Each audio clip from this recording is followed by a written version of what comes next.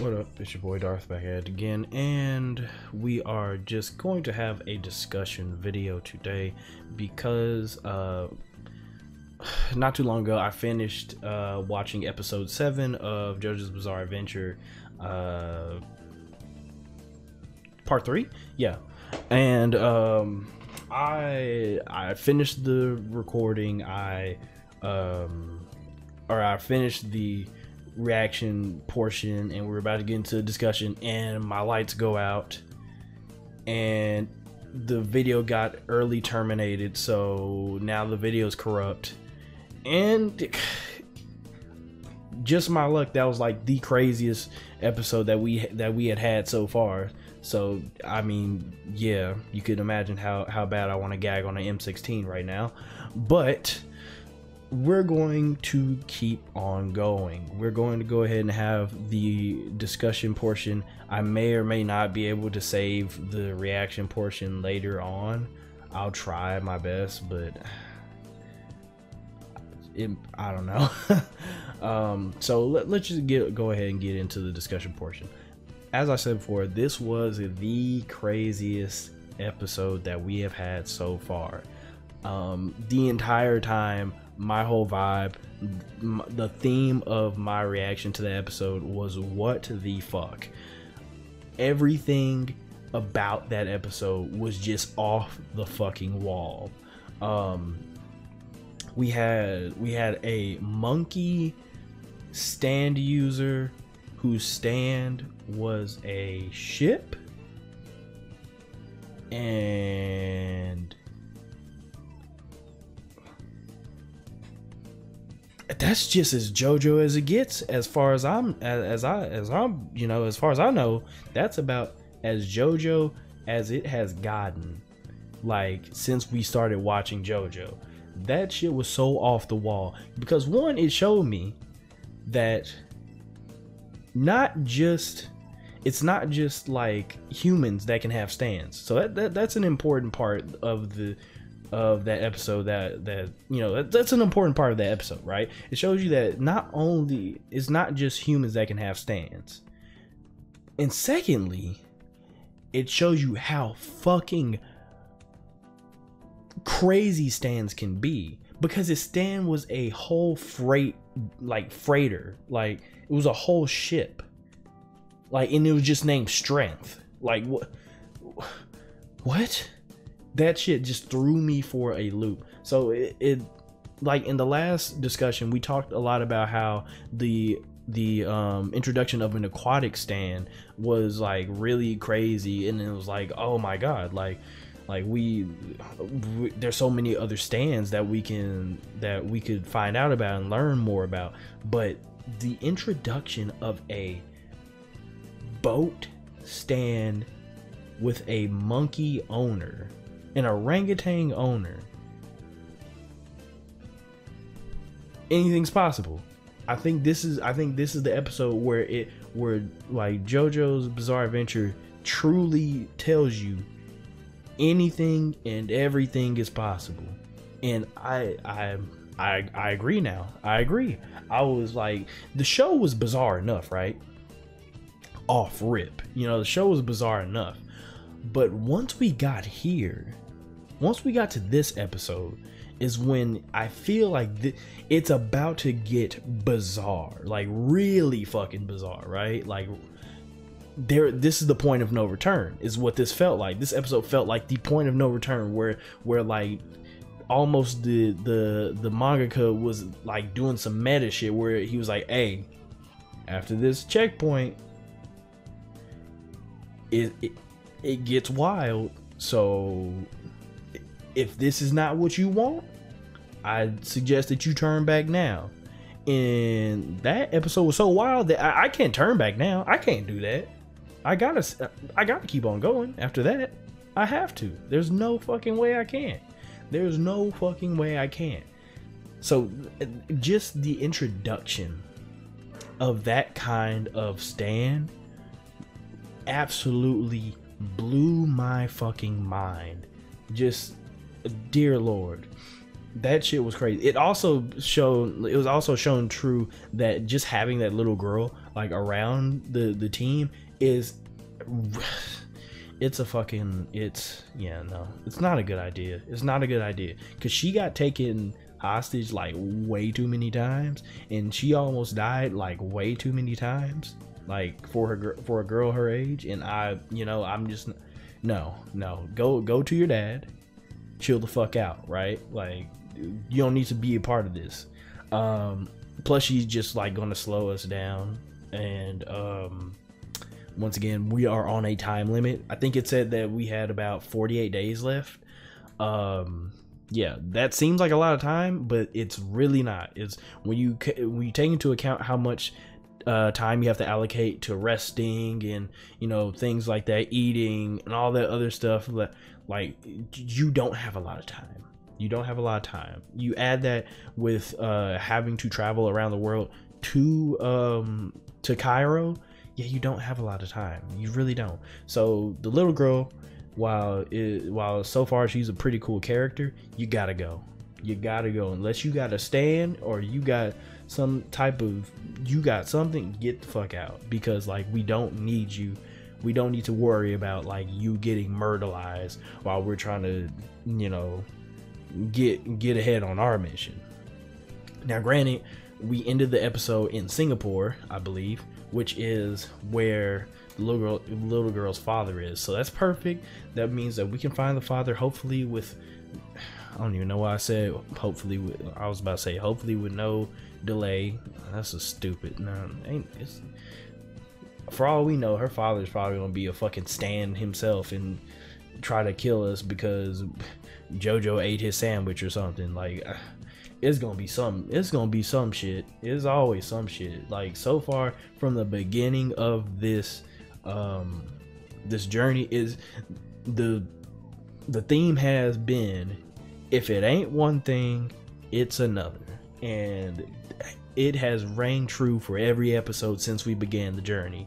We're just getting bombarded by everybody, like every stand user that Dio sends the group's way. And with that being said, it was also said that I believe the next stand user that they're going to send, that Dio himself is going to send to the group seems like is the dude that killed Jean-Pierre. Which one is it? I always forget. Jean-Pierre. I'm gonna say Jean-Pierre because Jean-Paul just makes me think of Sean Paul, and I don't want to think about him right now. Jean-Pierre's sister. And if that is the case, one, we're going to be shown or given the idea of, if we do succeed in killing this guy, does Jean-Pierre continue on with the group? He's always set out for what he wanted to do. He's accomplished it. We kill him, he's done. However, I feel like it's a pretty easy, choice. I feel like he's going to stay with the group, even if we do like murderize this two-handed fuck. Like, because I think he's really just built a relationship in the short time that he's been with the group. So I highly doubt he's going to leave.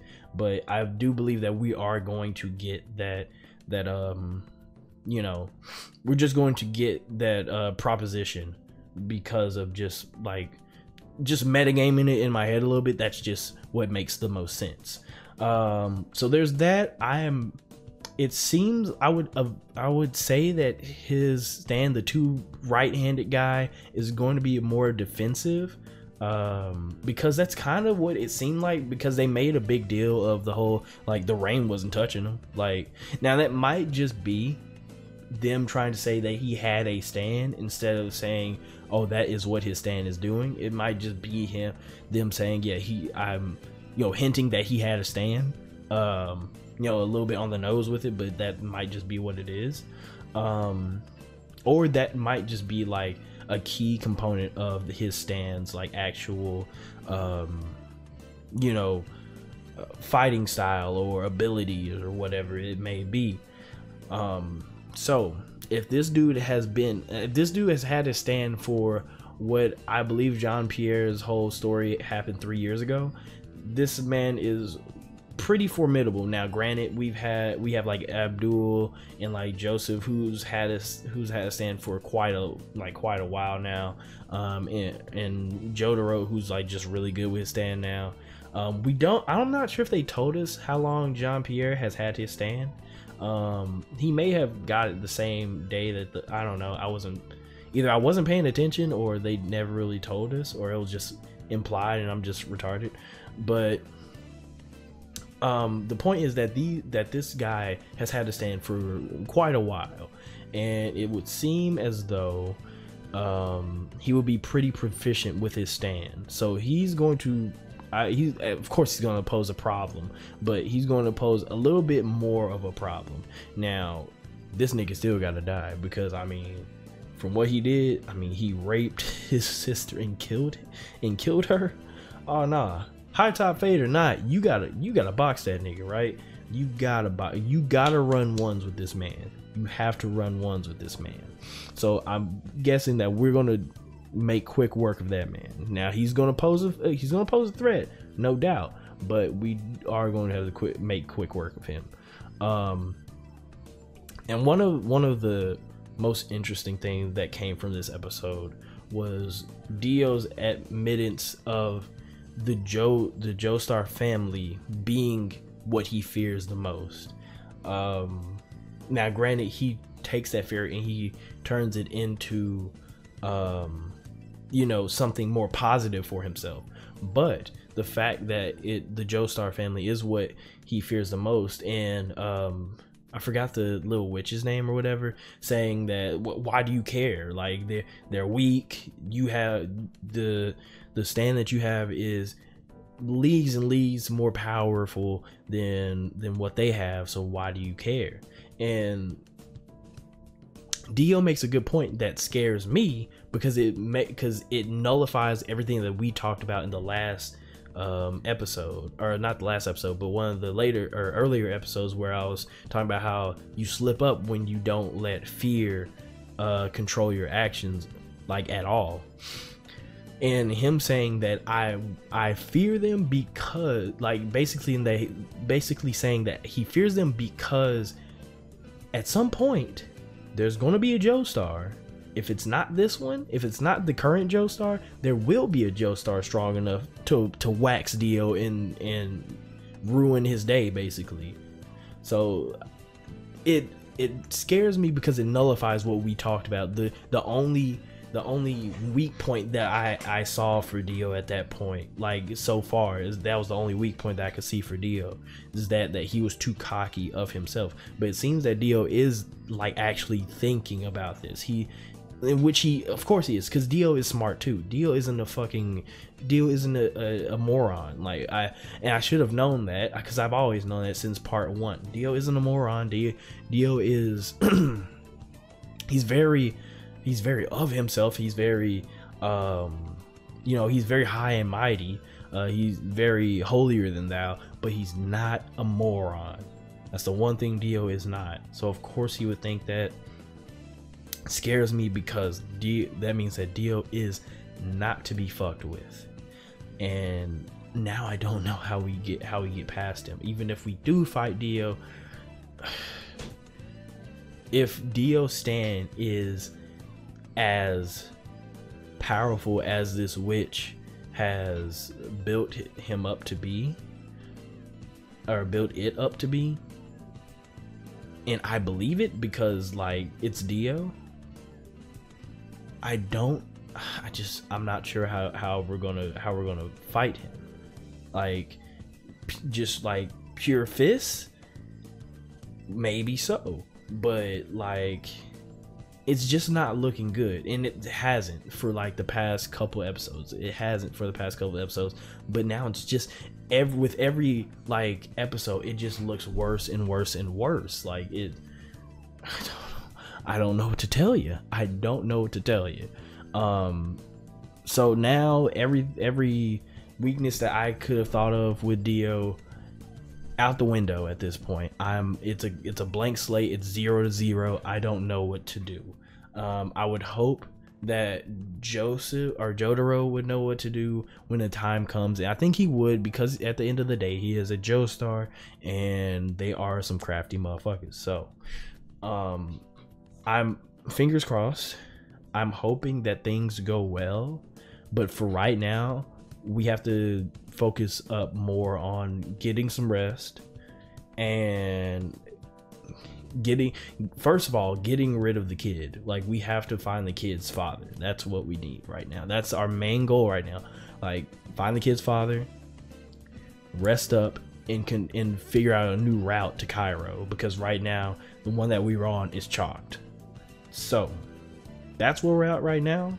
Once again, I'm going to keep my fingers crossed, and hopefully